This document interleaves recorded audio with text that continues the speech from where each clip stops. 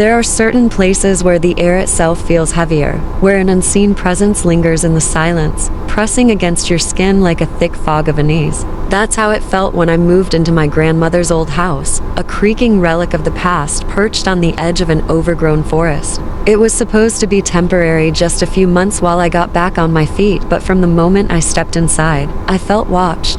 At first, it was just small things, the feeling of a gaze prickling the back of my neck when I turned off the lights, the subtle shift in shadows just beyond my peripheral vision. Then, one night, I woke up gasping for breath, my body frozen under an invisible weight, my eyes darting around the dimly lit room until they locked onto the window. And there, just beyond the glass, was a face pale, featureless, with hollow, staring eyes that seemed to glow faintly in the dark.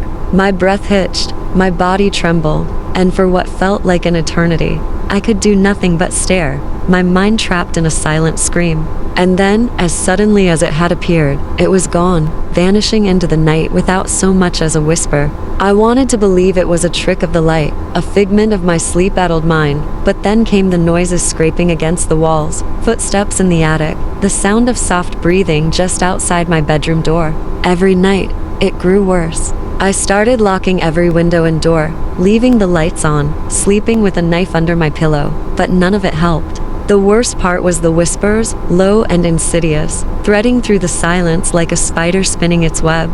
They never formed words, just a chilling murmur that crawled under my skin, making my blood run cold.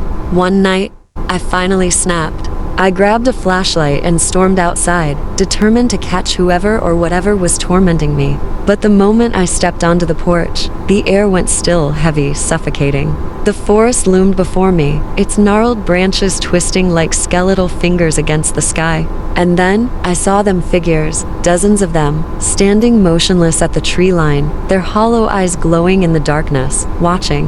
My blood turned to ice. I stumbled backward, my breath coming in ragged gasps as the nearest figure took a single, deliberate step forward.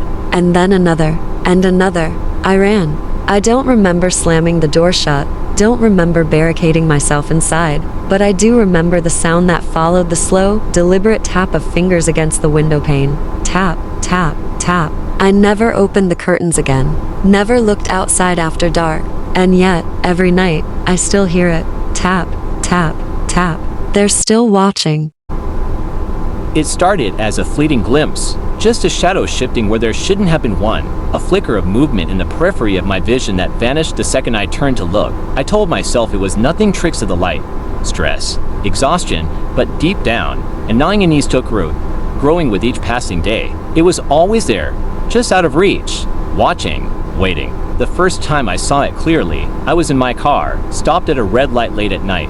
The streets were empty, the world hushed under the weight of the hour. I glanced at my rearview mirror and there it was, sitting in my backseat, a shape of pure darkness, featureless and moving. My heart lurched, my breath caught in my throat, and in that split second of blind panic, I blinked. It was gone, just an empty seat staring back at me. But the feeling remained, the creeping certainty that I was no longer alone. From that night on, the shadow followed me. I'd see it reflected in windows, standing just outside my bedroom door, lurking in the corner of rooms where the light didn't quite reach. It never moved when I looked directly at it, but I could feel it shifting, inching closer in the moments my back was turned. Sleep became impossible. Every night, I'd wake to the sensation of something watching me, my room suffused with a suffocating darkness that felt deeper than mere absence of light. Then came the dreams, if they were even dreams at all. I'd find myself trapped in endless corridors, my footsteps echoing in the void as the shadow crept closer, closer, until I woke gasping for air, my body rigid with fear. It was always there, waiting at the edge of my consciousness, a silent, insidious presence I couldn't escape.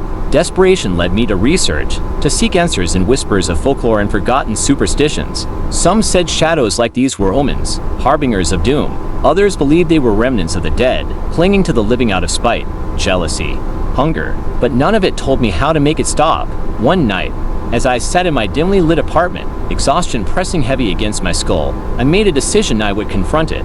I turned off every light, letting the darkness swallow the room, and whispered, "I know you're there." Silence, a stillness so profound it felt like the world itself had ceased to breathe. And then, from the corner of the room, a whisper low, raspy, threading through the darkness like smoke, "I've always been here." The air turned ice cold.